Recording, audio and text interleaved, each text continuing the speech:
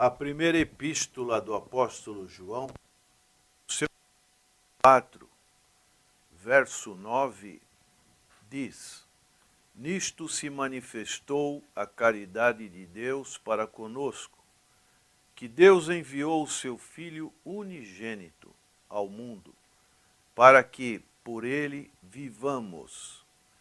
Nisto está a caridade, não em que nós tenhamos amado a Deus, mas que ele nos amou e enviou seu Filho para propiciação pelos nossos pecados. Amados, se Deus assim nos amou, também nós devemos amar uns aos outros. A palavra que repete-se nesses 3 versículos lidos é a palavra amor. Também a palavra caridade, que são as mesmas sinônimas. Significa comunhão com Deus. Deus, através do Senhor Jesus, nos proporciona esta comunhão. E ainda o apóstolo João fala que nós temos uma filiação com Deus. É isso que ele explica nessa epístola de sua autoria. O amor é o parâmetro, é a balança, é o peso para a comunhão e a filiação com Deus, porque Deus é amor. O amor faz parte da natureza e do ser de Deus. Quem se encontra em união com Deus, por meio da fé na pessoa do Senhor Jesus Cristo, compartilha de sua natureza. Se nós somos filhos, fazemos parte não da natureza divina, porque ainda temos uma natureza mas pecaminosa restaurada pelo Espírito Santo. E uma vez que sua natureza é amor, no caso de Deus, o amor é o teste da realidade na nossa vida espiritual. Se Deus é amor, nós também temos, por natureza espiritual, revelar este amor na nossa vida espiritual. Podemos dar o exemplo de um navegador. O navegador, ele tem a carta náutica quando ele sai no mar aberto, e ele depende de um aparelho chamado bússola. A bússola tem a questão de apontar para o chamado norte magnético da Terra.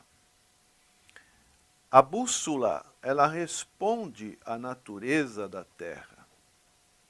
Ela guia o navegador. O navegador, ele tem que fazer um desconto na carta náutica, porque existe essa questão do norte magnético da Terra. Assim também podemos comparar com o amor cristão. A natureza de Deus sendo amor, e a pessoa que conhece a Deus e que nasceu de Deus, responde e deve responder à natureza de Deus. Porque se Deus é amor, a pessoa tem que responder com a mesma natureza de Deus. Da mesma forma que a bússola aponta para o norte, o cristão deve apontar, deve praticar o amor de forma natural, pois o amor é a natureza de Deus. Uma vez que Deus é amor, ele deve transmitir esse amor não apenas em palavras, mas também em atos. Foi isso que Deus fez. O verdadeiro amor nunca é estático ou indiferente, e Deus manifestou em atos este amor para a humanidade, na sua criação, no Jardim do Éden, como Deus criou os nossos primeiros pais e como eles desobedeceram a Deus. Deus também manifestou o amor à nação escolhida de Israel. Não foi porque era uma nação diferente, mas porque Deus manifestou este amor. Da mesma maneira, o Senhor Jesus Cristo, ele manifestou esse amor para conosco. O apóstolo Paulo, falando sobre isso, ele diz em Romanos capítulo 5, verso 8, mas Deus prova o seu amor para conosco, em que Cristo morreu por nós, sendo nós ainda pecadores. Não merecíamos este amor, mas este amor foi manifestado, como diz o apóstolo Paulo. Manifestar significa trazer à luz, trazer a uma realidade espiritual. Tornar público é o oposto de esconder, é o oposto de tornar secreto. Na antiga aliança, Deus se escondia através das sombras de rituais e de cerimônias, mas à medida que Deus foi trazendo a luz, ele trouxe a pessoa do Senhor Jesus Cristo. Hebreus capítulo 10, verso 1 diz, porque tendo a lei a sombra dos bens futuros, e não a imagem exata das coisas, nunca pelos mesmos sacrifícios que continuamente se oferecem cada ano, pôde aperfeiçoar os que a ele se chegam. Então houve necessidade de ser a manifestação de Deus de uma maneira bem clara, bem cristalina, através do Senhor Jesus Cristo. Em 1 João capítulo 1, verso 2 diz, porque a vida foi manifestada, e nós a vimos e testificamos dela, e vos anunciamos a vida eterna, que estava com o Pai, e nos foi manifestada. Esta vida tem sido manifestada em você, prezado ouvinte. O Senhor quer manifestar essa vida em você. Em 1 João capítulo 3, verso 5 diz, e bem sabeis que aquele que se manifestou para tirar os nossos pecados, e nele não há pecado. Verso 8, quem comete o pecado é do diabo, porque o diabo peca desde o princípio. Para isto o Filho de Deus se manifestou, para desfazer as obras do diabo. Então, Deus quer manifestar através do Senhor Jesus Cristo na sua vida, para desfazer as obras que o inimigo veio trazer. Onde o Senhor Jesus tirou os pecados e destruiu as obras de Satanás? Foi na cruz do Calvário. Deus manifestou o seu amor na cruz, quando entregou seu Filho como sacrifício pelos nossos pecados. Por isso, nesses versos que eu fiz leitura no início, dois propósitos para a morte do Senhor Jesus na cruz do Calvário. O primeiro encontra-se no verso 9.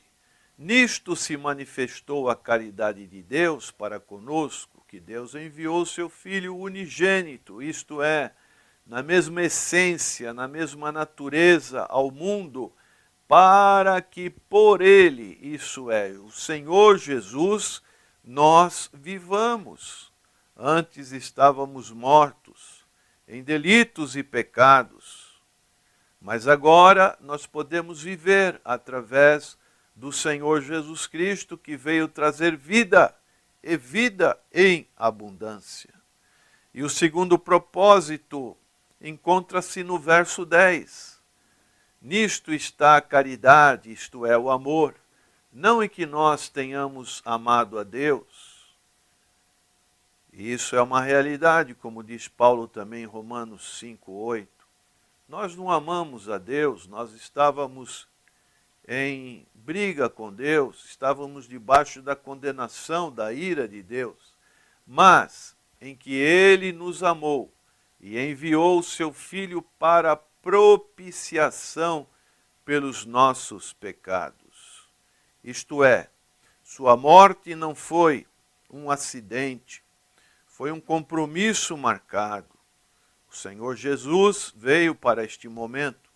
Cristo não morreu como um mártir, como uma pessoa frágil, mas sim como um poderoso. A propiciação é algo que Deus faz a fim de dar aos homens a possibilidade de receber seu perdão. E a ênfase disto está no amor de Deus. Não é a encarnação que deve ser ressaltada, apesar da sua grande importância na vida do Senhor Jesus Cristo, que se fez carne, mas a sua morte, conforme 2 Coríntios capítulo 5, verso 21, aquele que não conheceu o pecado se fez pecado por nós, para que através dele fôssemos feitos justiça de Deus. E o apóstolo João, então, ele conclui dizendo, amados, no verso 11 de 1 João 4, amados, se Deus assim nos amou, deu esse exemplo, também nós devemos amar uns aos outros. Esse é o objetivo da palavra de João. Baseado na natureza de Deus, não somos salvos simplesmente por amar ao Senhor Jesus Cristo, mas sim por crer no Senhor Jesus Cristo, conforme João capítulo 3, verso 16. Porque Deus amou o mundo de tal maneira que deu seu Filho unigênito para que todo aquele que nele crê, não pereça, mas tenha a vida eterna. Então devemos crer. Quando temos a conscientização do que Ele fez por nós na cruz, nossa resposta natural deve ser amar a Deus e assim amar uns aos outros. Vamos nos lembrar da morte do Senhor Jesus quando pensamos na morte de um ente querido, nós lembramos não da sua morte, mas lembramos da sua vida, de como ele era. Ao contrário do Senhor Jesus Cristo, nós devemos nos lembrar, principalmente no sentido espiritual da morte do Senhor Jesus Cristo, não em sentimentos sentimentais, de achar que o Senhor Jesus foi um coitadinho que foi levado à cruz pelos judeus e pelos romanos. A verdadeira experiência espiritual envolve o ser humano como um todo.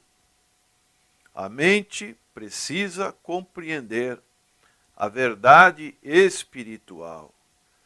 O coração precisa amar e apreciar esta verdade.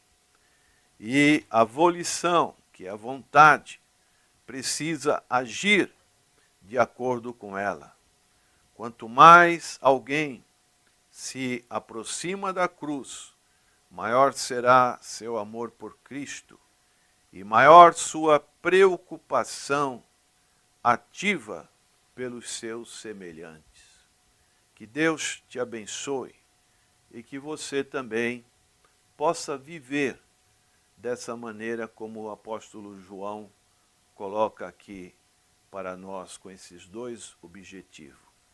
Cristo se manifestou para que possamos viver por Ele e nos amou e enviou seu Filho para propiciação pelos nossos pecados. Assim você deve também amar, porque essa é a natureza de Deus, e amar as outras pessoas, especialmente aqueles que ainda não conhecem o Senhor Jesus Cristo, para que possam conhecê-lo e ter uma nova vida. Senhor, abençoa a aplicação da Tua palavra nos corações dos nossos ouvintes. É o que nós te pedimos, agradecidos, em nome do Senhor Jesus. Amém.